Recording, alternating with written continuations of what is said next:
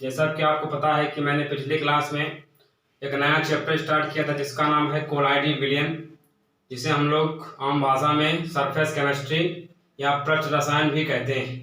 आज मैं उसी क्रम को जारी रखते हुए एक नया अध्याय, नया टॉपिक लेकर के आया हूं, जो कि उसी चैप्टर के आगे का भाग है।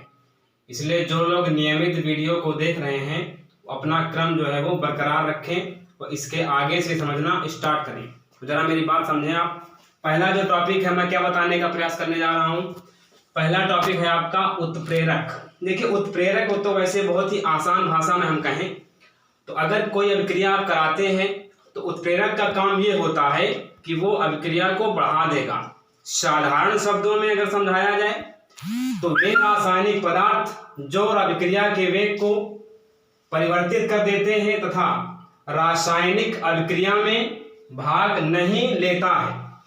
एक प्रकार का ऐसा पदार्थ होता है जो अभिक्रिया में उपस्थित तो है लेकिन हमें क्या करता है, वो अभिक्रिया में उपस्थित होकर उसमें भाग लेता हुआ दिखाई नहीं देता है।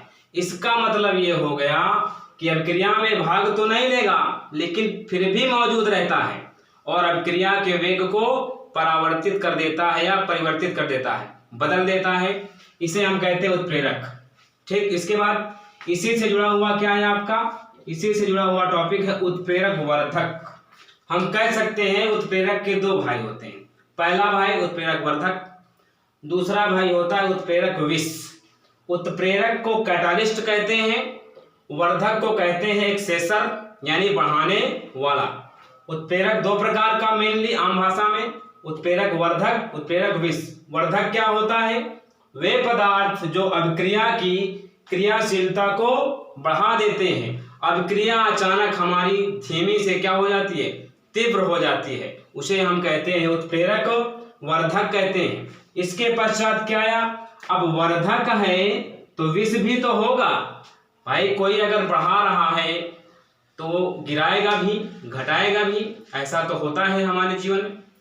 वे पदार्थ जो अभिक्रिया की क्रियाशीलता को क्या करते हैं, घटा देते हैं, उसे हम क्या कहते हैं, उत्प्रेरक विष कहते हैं। फिर से जरा एक बार रिवाइज कर लेते हैं हम। उत्प्रेरक क्या होता है, वे पदार्थ या वे रासायनिक पदार्थ जो अभिक्रिया के वेग को बदल देते हैं पूरी तरह से, उसे हम क्या कहते हैं, उत्प्रेरक कहते हैं।